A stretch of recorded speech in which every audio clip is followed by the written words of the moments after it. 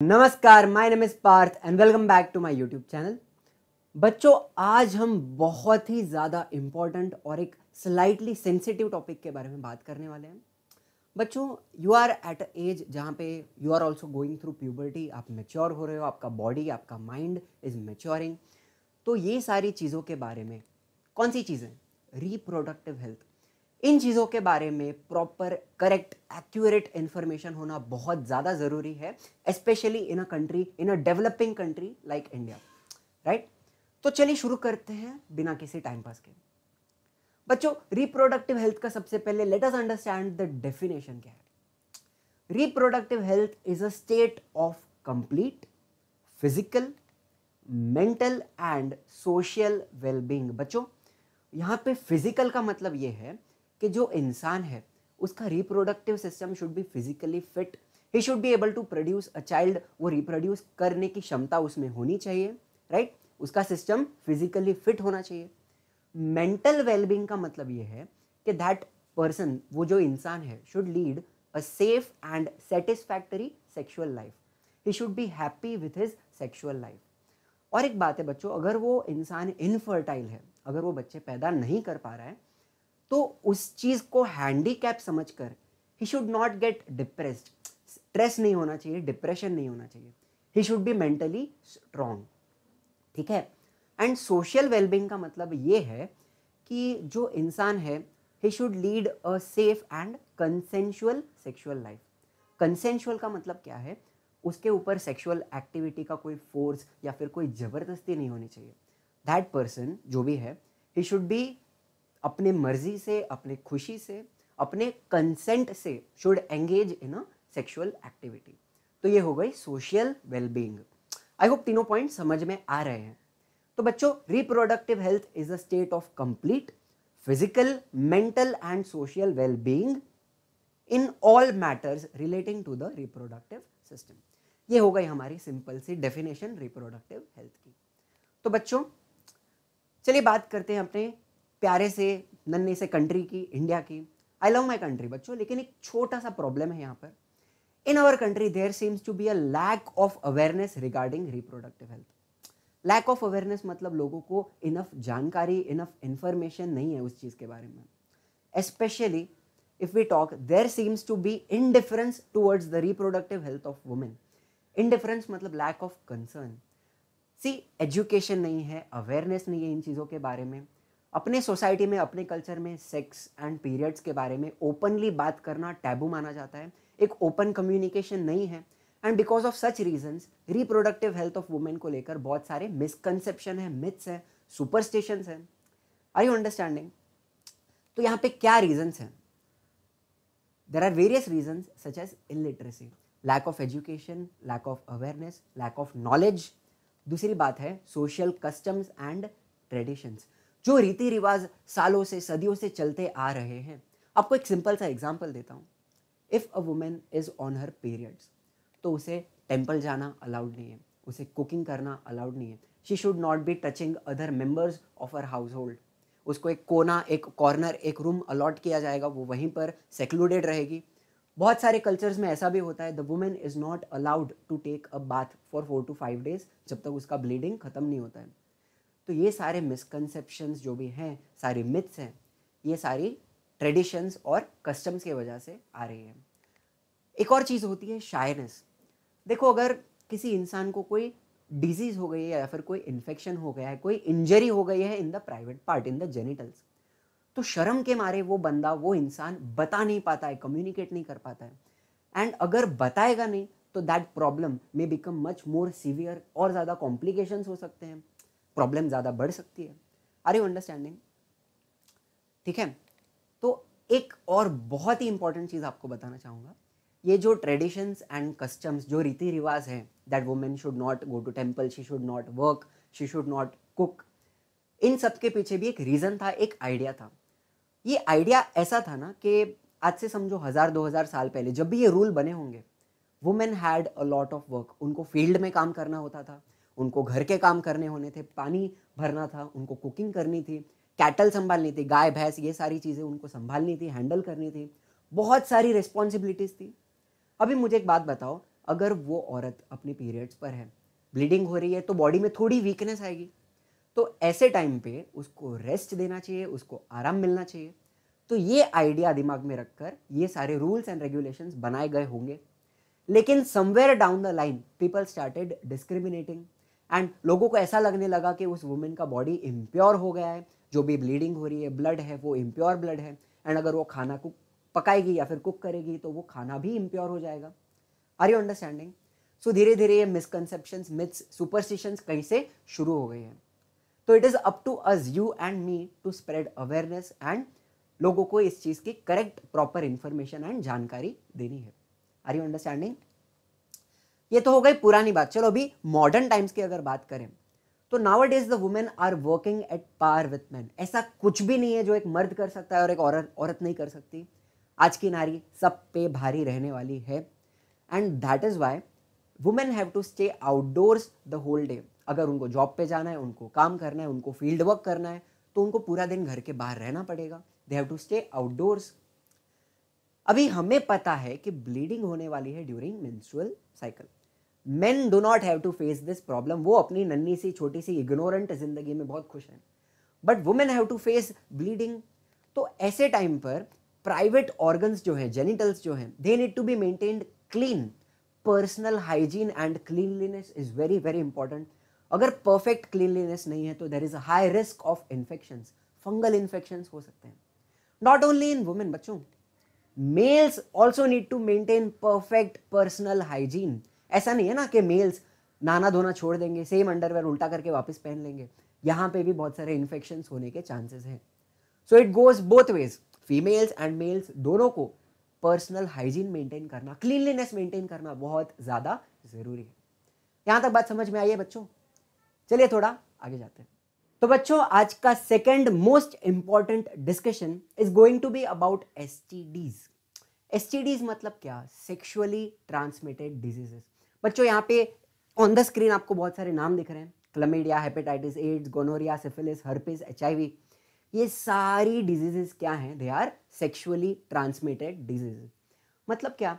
If there is a infected person, जिसको इनमें से कोई भी एक बीमारी है, and that person is having unprotected sex, unsafe sex with another healthy person, तो फ्रॉम दैट इन्फेक्टेड पर्सन इसके जो पैथोजन है, बैक्टीरिया हो सकता है, वायरस हो सकती है, फंगस हो सकती है, ये सारी चीजें ट्रांसमिट हो जाएंगी from the infected person to the healthy person, and बीमारी ट्रांसमिट होगी।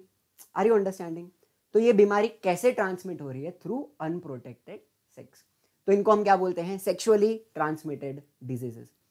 बच्चों, today we are going to focus on दो मेजर बीमारियां, सिफिलिस एंड गोनोरिया। अब ये दोनों जो बीमारी हैं, दे आर बैक्टीरियल डिजीजेस, मतलब they are caused by bacteria. जो पहला वाला इमेज आपको दिख रहा है स्प्रिंग जैसा है, that is the bacteria, that is the pathogen of syphilis. And दूसरे इमेज में जो छोटा दो बैक्टीरिया से चिपका हुआ दिख रहा है, those are the pathogens for gonorrhoea. ठीक है, तो चलिए एक एक करके इनको देख लेते हैं। Let's talk about syphilis. उसका symptoms, what are symptoms? They are the changes that take place in the body जब आपको बीमारी होती है। तो सबसे पहले आपको दिखेगा chancre on various parts of body.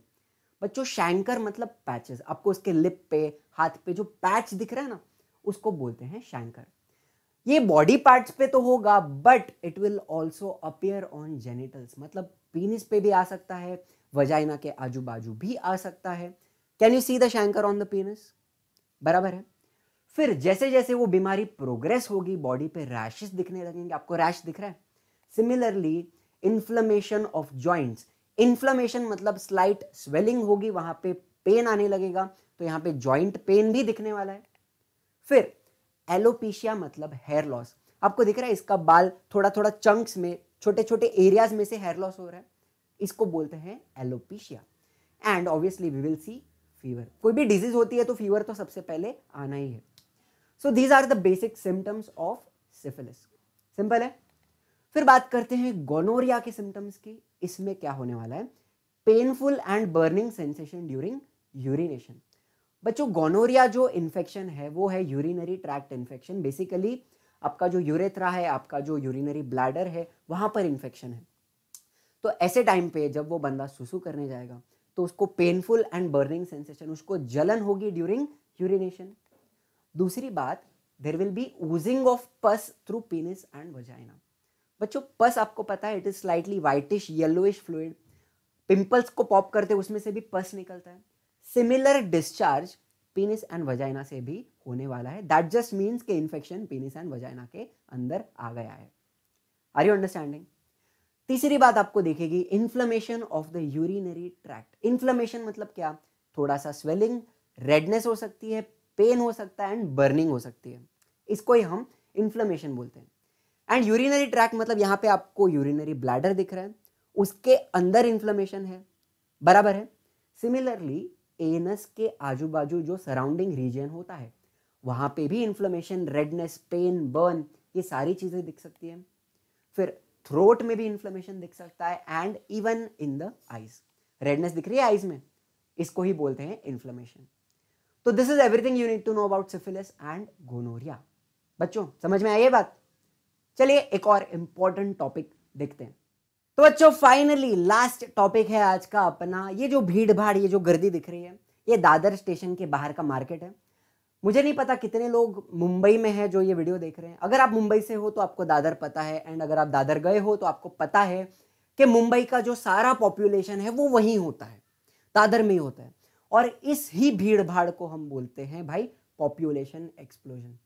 Simple भाषा में बोला जाए, excessive growth of population within a short duration is called as population explosion। short duration, छोटे से टाइम में population फट गई, बहुत ज्यादा बढ़ गई, इसको बोलते हैं population explosion। चलो population तो फटी, लेकिन बिकॉज ऑफ दैट बहुत सारे प्रॉब्लम्स हमें फेस करने पड़ेंगे। सो क्या प्रॉब्लम्स फेस करने पड़ेंगे? सबसे पहले अनएम्प्लॉयमेंट। देखो इतना ज्यादा कंपटीशन है, इतने सारे लोग हैं, कुछ लोगों को जॉब मिलेगी, बहुत सारे लोगों को जॉब नहीं मिलने वाली है, तो there is going to be a lot of unemployment. दूसरी बात, डिक्रीजिंग पर कैपिटा इनकम। बच्चों पर कैपिटा इनकम मतलब average income of one person. कैसे कैलकुलेट करेंगे? Total income of the country divided by the number of people.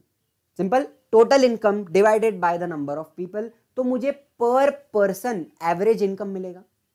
Simple है।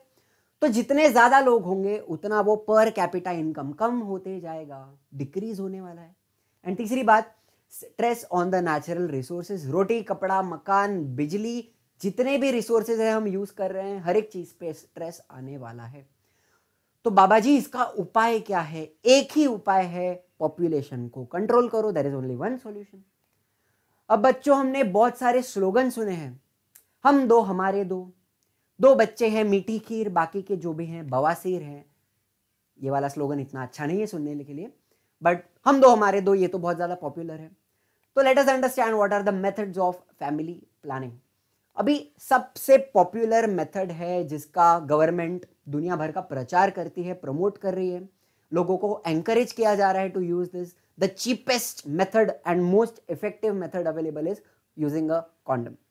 बच्चों इसको निरोध भी बोला जाता है। एंड सिमिलरली ये तो मेल कॉन्डम है, वैसा ही एक फीमेल कॉन्डम्स भी अवेलेबल होते हैं, इसको बोलते हैं डायफ्राम।